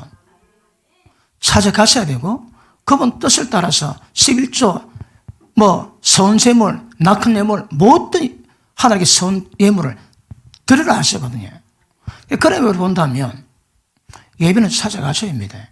그런데 TV 틀어놓고 인터넷 틀어놓고 예배 드리면 은혜는 받을 수 있습니다. 그런데 누가 캐톨릭 사적이 물어봤대요. 봉해를 하는데 맞춰 난 다음에 질문이 있습니다. 내가 예배 드리고 난 다음에 담배 피우면 됩니까? 큰일 나고 안 된다 하더랍니다. 그럼 내가 담배 피우고 예배는 됩니까? 그거는 괜찮다. 그러니까 이게 잘 분별하셔야 합니다. 예를 들어, 내가 직장이 매여가지고 야간에 매여가지고 갈 수 없다. 그럴 때 혹시 핸드폰이 있어가지고 들어가지고 그 시간에 그런 예배 드리는 거 그거 가능합니다. 은혜 받는 거. 그런데 예배 시간인데 안 가고 혼자 들어가지고 그런 깨름이 들어가지고 그럴 수도 있는 것이고요. 또 하나님의 뜻을 보자면 교회를 찾아가가지고 예배 드릴 때 성령의 교제, 성령 안에서의 우리 모두가 연합되어 있기 때문에 한 마음, 한 뜻, 한 성령으로 이걸 만들어 가야 되거든요. 그 혼자 있으면 그게 안 되는 거라. 그래서 하나님은 사회가 하나님 아닙니다. 그래서 예배 드릴 수 있는데 일부러 앉아가지고 예배 드리고 그 믿음이라고 예배라고 그러시면 안 됩니다, 여러분. 직접 찾아가셔야 합니다. 그런데 할 수 없이 상황이 그럴 때, 은혜 받을 때, 그럴 때는 그거 어쩌합니까? 그래도 은혜 받아야죠, 그지? 예를 들어 내가 직장 다녔는데, 예를 들어 경찰관이나 소방대 그런 분들이 자리 빌려 주십니까, 어디? 그런 직장이지만 이 사회 질서를 위한 굉장한 하나님의 사명 맡고 하는 거거든요. 그런데 그 근무 시간에 근무 때려치고 예배 들어가면 됩니까, 어디? 그럼 근무를 해야지. 그런데 그럴 때 막간 시간 나가지고 은혜 받는 거, 그거는 덕이 되겠지만 예배 시간대 교회가도 안 하고 앉아가지고 그러면 그 습관되면 잠깐은 그러시지만 그러면 안 됩니다. 그래서 하나님, 사회가 하나님 아닙니다. 그러니까 이름을 두시려고 하나님의 지정한 곳에 찾아가서 예배드리고 성령 안에서 코이노니아, 성령의 교통, 교제 나누고 성령 하나님 것을 이건 만들어 가셔야 합니다.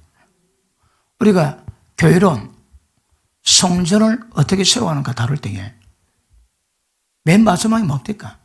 한 마음, 한 뜻, 한 성령. 이게 안 되면 주의 몸이 안 됩니다. 몸은 생명으로 연결되어 있는데 생명 고장나면 중풍되면 말 안 듣습니다. 우리 성령으로 연결되어 있는데 성령 끊어지면 말 안 듣습니다. 딱 똑같습니다, 여러분. 누구는 새끼손가락은 새끼손가락 역할을 해야 되고 약속할 때마다 자기가 움직여야 되거든. 엄지손가락, 요거로 약속해야 되니까 새끼손가락에 사명까지 쓰면 약속할 때마다 지가 나서야 되거든. 도전적일 때는 엄지손가락 필요하고 근데 안 하면 병진되거든요.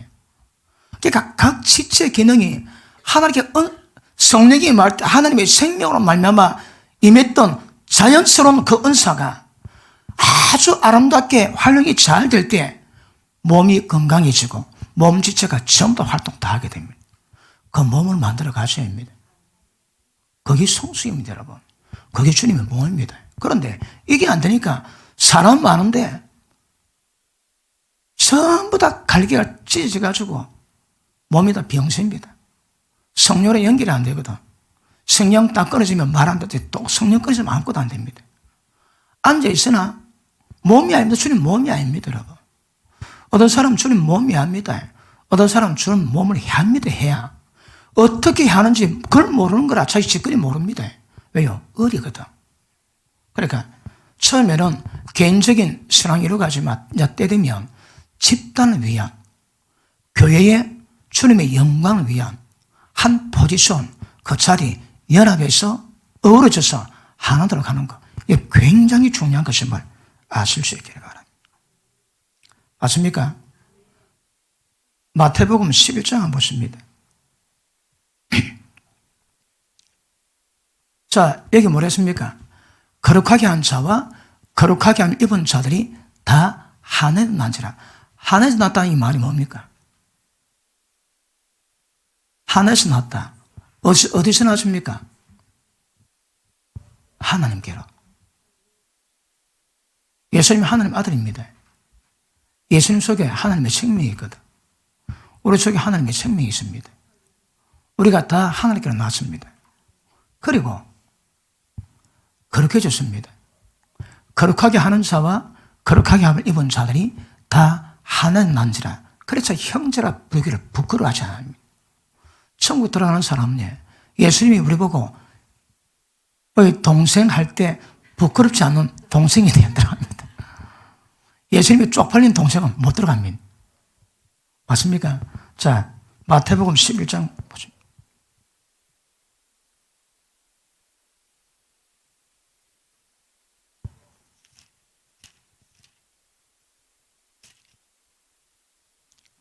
이 29절 봅니다.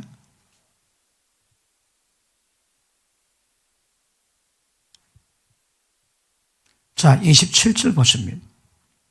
시작. 내 아버지께서 모든 것을 내게 주셨으니 아버지 외에는 아들을 아는 자가 없고 아들의 소원대로 계시를 받은 자 외에는 아버지를 아는 사람이 없느니라.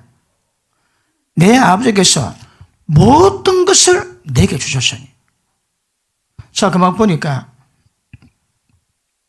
권세 주시고, 나라 주시고, 영원히 피하지 않는 나라를 주시고, 그리고 열방을 주시고, 그 다음에 하나님 속한 모든 것 전부 다 받습니다. 이걸 우리가 정확히 파악에는 쉽지는 않겠지만 분명한 것은 예수님이 받는 그 기업을 같이 받습니다. 이게 목적입니다. 공동상주자입니다. 그러면 나중에 이름하여 영원한 천국에서 신천지에서 하늘과 새 땅에서 천년왕국 때도 그 목배임 당했던 순교자들은 첫째 벌에 동참해가지고 왕 같은 직분을 감당하겠지만 영원한 천국에서 그것도 잘 모르겠습니다. 사람마다 포지션이 다를 겁니다. 그런데 분명하게 하나님 아버지가 지어놓으신 모든 것들을 전부 다 공동상주가 돼가지고 그걸 굳이 표현하자면 누린다, 즐거워한다, 아마 그래 하겠지. 이걸 좀 파악하고 싶은데 성경이 별대로 그런 별로 기록이 안 돼 있더라고. 제가 대학 보니 그렇게 그분의 나라, 그분의 권세, 그분의 나라, 패하지 않는 그분의 나라, 그분의 보좌. 왜요? 계시록 3장에 보니까 하늘 보좌에 앉은 것 같이 앉게 해준다거든. 그러니까 우리는 예수님이 하나님의 모든 것을 상속받을 때 일단 기억하십니다. 사회에서는 몰라도 성전만큼은 공동상속자입니다. 이게 목적입니다. 그걸 기대하셔야 합니다. 이딴 건 너무 연연하지 마시고 아무튼 그 기업의 영광의 풍성이 도대체 무엇인가 좀 알아라거든. 기도하셔가지고 계시를 받으셔서 그거 좀 갖게 되기를 주 이름으로 축복합니다. 자, 예수님의 부활 전에는 외동아들, 예수님 부활하고 난 다음에 맏아들, 우리는 하나님 아들들의 속성 가졌습니다. 자, 몇 개 봅니다. 골로새서 갈라디아서 4장 봅니다. 갈라디아서 4장.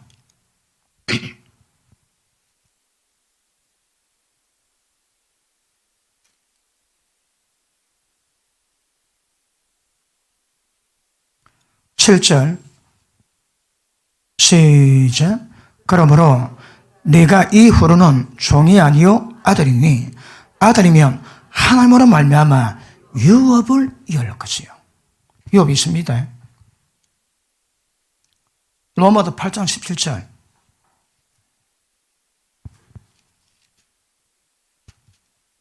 시작.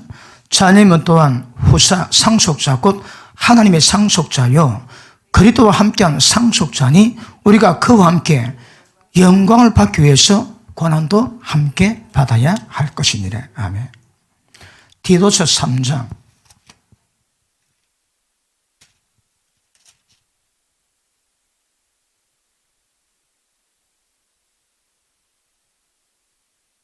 7절 시작.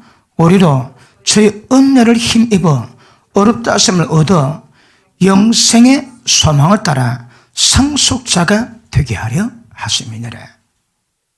기억하십니다. 하나님의 뜻은 상속자입니다. 상속자. 그러니까 구약에서는 유대 종교를 통해서는 양자형을 못 받습니다. 양자형을 못 받습니다. 그런데 예수님을 통해서 그의 성령으로 말미암아 양자형을 받고 하나님의 아들들이 되고 그리고 하나님의 기업을 예수님이 상속받듯 공동 상속 반열에 들어갑니다. 그러니까 지금 히브리서 1장 이상의 장가 설명을 보면 이거 유대인들이 꿈도 못 꿀 이야기하거든요. 그런데 예수님을 통해서 어떤 현상이 있을 것인가 그걸 설명하는데 제가 쭉 보니까 돌 같은 유대인이라도 이거 딱 들으면 여기서 소리 내고 예수님을 맞게 되지 않을까. 물론 그 목적으로 기록했으니까 이것뿐 아닙니다. 자, 모든 말씀 찾아보면 전부 다 그 목적으로 흘러갑니다.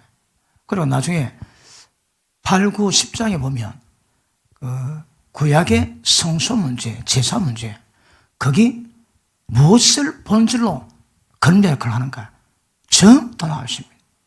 그거 딱 깨닫고 나면 유대 종교에서 완벽한 자유를 입지 않겠나 그런 생각이 듭니다. 맞습니까? 그러므로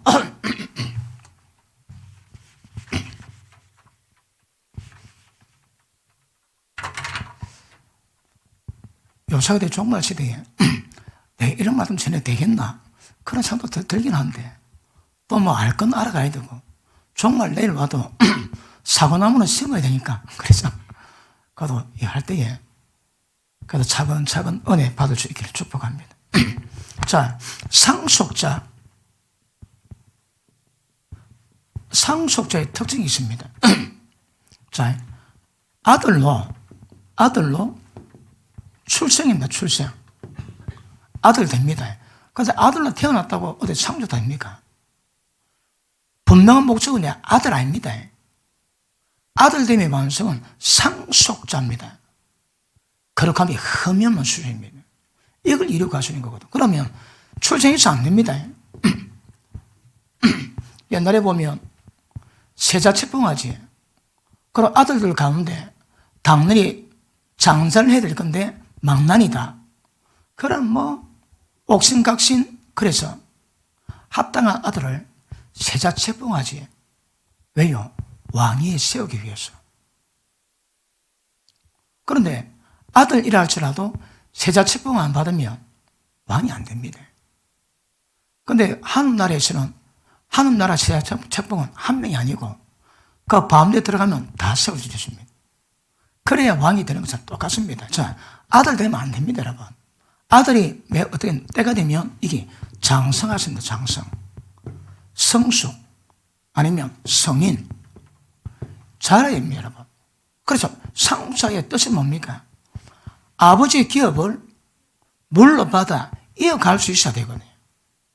무엇인지 잘 모르겠지만 하나님의 맡기신 것을 하나님의 뜻에 합당하게 그걸 이루고 갈 수 있는 성숙이 돼야 장자권을 주는 거거든요. 그러니까 반드시 이 과정이 필요합니다, 여러분. 그런데 이것은 이룰 수 있는 방법이 뭐로만 됩니까? 다른 걸 불가능합니다. 오직 하나님의 생명을 공급받음으로 통해서만 이루어집니다. 상속자는 반드시 간단하지만 이게 필요합니다, 여러분. 자라야 됩니다. 뭐로 자랄까요? 하나님의 생명으로. 여러분 신앙이 언제 자랍니까? 언제 무럭무럭 자랍니까? 캐치해야 됩니다. 그때가 생명을 제일 많이 공급받은 때거든. 언제 생명을 제일 많이 공급받습니까? 그거 빨리 캐치해야 됩니다. 여러분 마음 상태에 따라서. 그리고 여러 상태지만 언제가 제일 많이 받는가? 예를 들어 2박 3일 우리가 집회하지. 2박 3일 때 짧은 시간 은혜를 풍성히 받으니 막 얼마나 은혜 받습니까? 날마다 2박 3일 해볼게요. 어쨌든 생명의 역사가 강해지면 우리는 모든 대가 지불하고 하셔야 합니다. 그럴 때만이 장성에 자랄 수 있는 은혜와 능력이 우리 가운데 임할 겁니다. 맞습니까? 그래서 계시록 20장 봅니다. 계시록 20장.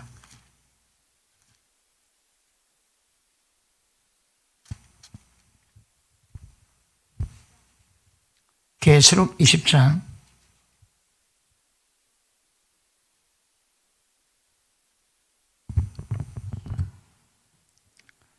4절 시작. 또 내가 보좌들을 보니 거기에 앉은 자들이 있어 심판할 권세를 받았더라. 또 내가 보니 예수의 증거와 하나님 말씀 때문에 목뱀 받은 자의 영혼들과 또 짐승과 그의 우상에 경배하지도 아니하고 이마에 손과 그의 표를 받지도 아니한 자들이 살아나 그리스도와 더불어 1000년 동안 왕노릇하니. 보좌를 보니 예수님의 다른 의인의 영들도 많더라 말입니다. 그러니까 때가 되면 누군가는 이 보좌에 앉게 될 겁니다. 보좌에. 6절 볼게요. 6절. 시작.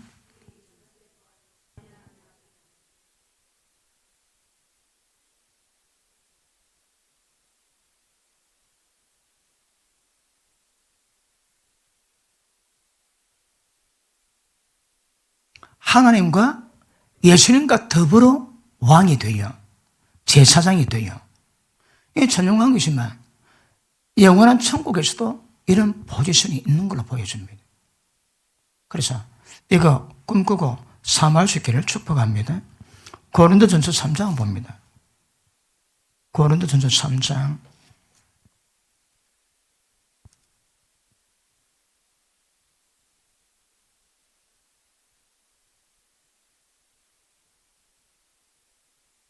21절 시작. 그런즉 누구든지 사람을 자랑하지 마라. 만물이 다 너희 것임이니라. 바울이나 아볼로나 게바나 세계나 생명이나 사망이나 지금 것이나 장래 것이나 다 너희 것이요 너희는 그리스도의 것이요 그리스도는 하나님의 것이니라. 거꾸로 할게. 하나님의 것은 그리스도의 것이요 그리스도의 것은 다 우리 것입니다. 왜요? 공동상속자거든요. 그래서 이를 찍어야 합니다. 공동상속자. 자, 히브리서 3장 봅니다.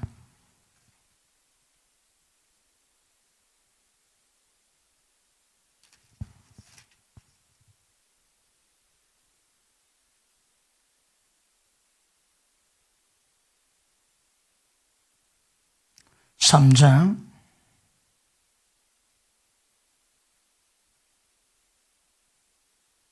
5절. 자, 또 모세는 장래에 말할 것을 증거하기 위해서 하나님의 온 집에서 사원으로 충성했지만 그리스도는 그의 집 맡은 아들로 충성했으니. 그래서 그러니까 계속 이걸 연장선으로 풀어가는데 예수님은 상속자 아들의 주인입니다. 그럼 모세는 종이거든, 종. 그러니까 유대교에 대한 정체를 정확히 좀 인식하기 위해서 계속 말씀 풀고 있습니다. 그런데 보니까, 자, 그리스도는 그의 집 맡은 아들로 충성하였으니 우리가 소망의 담대함과 자랑을 끝까지 견고히 잡으면 그의 집이라. 자, 상속자들은 무엇을 꿈꾼다고 해? 그의 집을 꿈꿉니다. 그의 집. 그의 집이 뭡니까? 그의 집. 예수님은 그의 집을 맡은 하나님의 아들이라 하거든.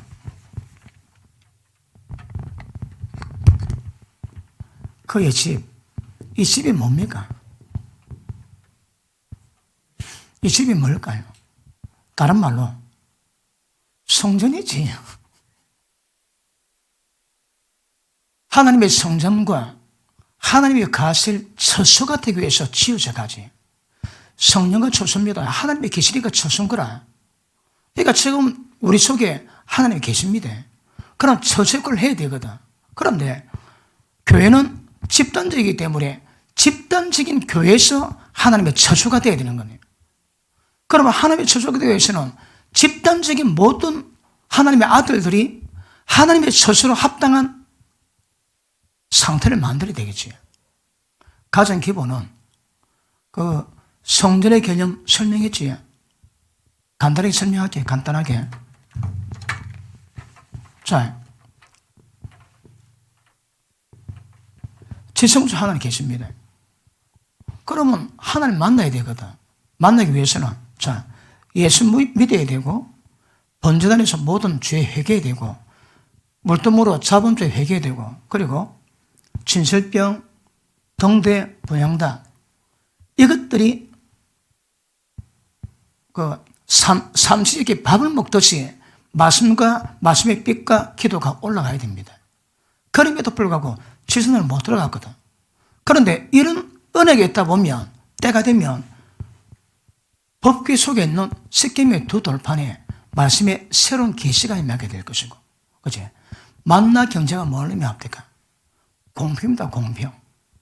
돈에 대한 어떤 욕심 없이 전부 다 유무상통할 수 있는, 또 아론의 지팡이 뭡니까? 하나님의 권위를 인정하고 절대 원망해도 죽지 아니하는, 절대 하나님의 권위에 복종하는 그런 상태가 되면 지연서 들어갑니다. 그러니까 이 상태가 돼야 되거든. 그러니까 우리가 하나님의 성전인데 어떤 사람은 여기 머물고, 여기 머물고, 여기 머물고, 여기 머물고, 누구는 여기 머물고, 그러니까 여기 상태를 만들어 가야 됩니다. 그래야 내가 성전 되거든. 그리고 좀 지나면 우리 전체 집단이 그런 지성소가 되셔야 합니다. 집단적인 성화가 그럴 때 모입니다. 혼자 자리가 안 됩니다. 혼자 잘하는 것은 누구든 다 할 수 있는 누구든. 그것도 쉽지는 않지만 혼자는 다 잘할 수 있는데 교회는 혼자 잘하면 안 되고 전부 다 어우러져 잘해야 됩니다. 이게 실력입니다. 실력. 서로 마디마다 상합하고 연락해서 서로 도움을 입으면서 지체 분량대로 스스로 세워져 가야 됩니다. 이게 주의 모입니다. 하나님의 처소 성전입니다. 성전. 하나님 편하게 가실 수 있습니까? 우주에 되겠습니까? 그분이 근심거리가 없어야 되지. 무엇을 근심할까요? 죄만 들으면 그분 근심합니다. 어둠이 들으면 그분이 근심합니다. 그거 없어야 되는 거라. 그런 상태를 만들어서 가는 것 굉장히 중요합니다. 맞습니까? 자, 하나님의 집. 다음 시간 계속하겠습니다. 야곱이 형님을 피해서 라반 삼촌 집에 가다가 광야에 잠을 자는데 꿈을 꾸는데 하늘이 쫙 열리고 사다리가 쫙 내려오고 천사가 왔다리 갔다리 하면서 하나님의 음성이 들립니다. 그건 눈 딱 뜨고 야곱이 굉장히 두려움 느끼지. 야, 두렵도다. 들판이지만 들판이 아니고 하나님의 성전이요, 하나님의 계시는 하나님의 성전이요, 하늘을 올라가는 문이로다. 예수님이 때가 되면 하늘이 열리고 사대가 노르고 인자가 임하는 것을 네 볼 때 온다거든. 그러면 성전은 반드시 하늘이 열려야 됩니다. 하늘과 땅을 연결시키는 사다리가 있습니다. 그 사다리가 뭘까요? 예수님입니다. 예수님이 임한 곳에는 반드시 하늘과 연결되어 있습니다. 사다리가 되어 있습니다. 예수님은 하늘도 계시지만 우리 속에도 계시지만 우리 교회도 계셔야 되거든요. 그러니까 하나님의 집은, 하나님의 성령의 특징은 그분의 계시입니다. 계시면 하늘과 연결되어 있습니다. 연결되어 있으면 천사가 오르락 내리락 하면서 우리가 감당할 수 없는 모든 은혜가 전부 다 공급 다 될 겁니다. 다음 시간 계속하겠습니다. 기도합니다.